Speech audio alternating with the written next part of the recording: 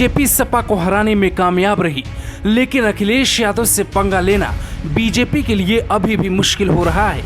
ये एंगल अभी आपको छोटा लग रहा है, लेकिन आने वाले वक्त में बीजेपी के लिए मुश्किल पैदा हो सकती है। सपा के गढ़ में बीजेपी की जीत हुई, मैनपुरी में बीजेपी की साधना सिंह जीती, लेकिन अखिलेश के गढ़ आजमगढ़ में बीजेपी की न सिर्फ हार हुई बल्कि सुपड़ा साफ हो गया। पूर्वांचल में अखिलेश का बढ़ता दबदबा योगी के लिए मुश्किल पैदा कर सकता है, क्योंकि जिला पंचायत अध्यक्ष चुनाव में 84 में से 79 वोट सपा उम्मीदवार को आजमगढ़ में मिले, जबकि बीजेपी को मात्र 5 से ही संतोष करना पड़ा।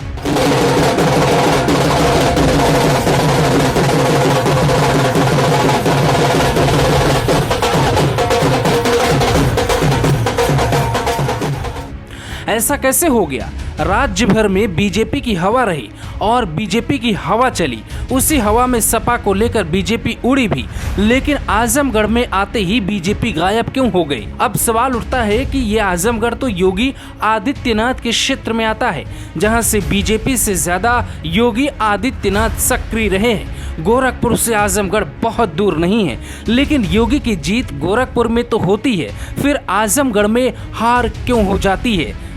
आजमगढ़ योगी आदित्यनाथ के लिए सिरदर्द बन गया है। यहाँ से बीजेपी को ना तो जनता पसंद कर रही है, ना ही बीजेपी का माहौल पिछले 5 सालों में बन पाया। आजमगढ़ में जिला पंचायत चुनाव में बीजेपी के सदस्यों ने अखिलेश यादव के उम्मीदवार को वोट दिया। सत्ता पक्ष वाले पार्टी के सदस्य विपक्ष के पाले में चले गए। अखिलेश अपना वर्चस्व बचाने में कामयाब रहे।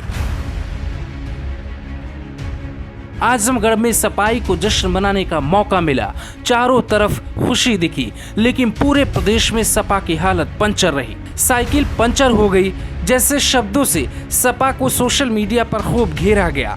बीजेपी की बम्पर जीत में सपा का दर्द बेशक न दिखे, लेकिन आजमगढ़ में बीजेपी का दुख सपाइयों को जरूर दिखा। कहानी थोड़ी अलग है। 84 सीटों पे हुए चुनाव में से ये सीट अलग कहानी के लिए जानी जाएगी। पूरे प्रदेश में बीजेपी का जलवा रहा, लेकिन वो अखिलेश के सामने कैसे हार गई, ये सवाल बीजेपी के लिए मंथन का विषय बन गया है। क्या अखिलेश यादव को उनके गढ़ में हराना बीजेपी के लिए आसान नहीं है? क्योंकि जनता ने तो सिर्फ 5 सदस्यों को जिताया था। बीजेपी ने ना तो जनता के सामने अपनी बात को ठीक से रखा और ना ही जिला पंचायत अध्यक्ष में बीजेपी की जीत की रणनीति काम आई। समाजवादी पार्टी के सदस्य विजय यादव की बम्पर जीत ने कई सवालों को जन्म दे दिया है। अपने राष्ट्रीय अध्यक्ष अखिलेश यादव जी का बहुत बहुत धन्यवाद देते हैं।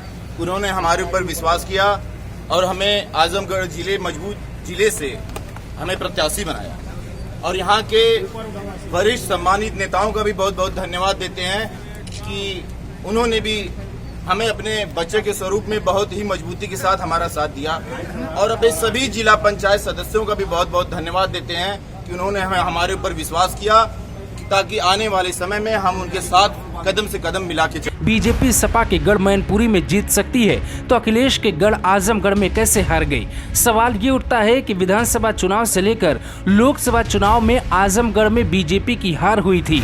आजमगढ़ से ही लोकसभा के सांसद अखिलेश यादव हैं, लेकिन 2017 के विधानसभा चुनाव में भी बीजेपी को आजमगढ़ से बहुत उम्मीद नहीं मिली।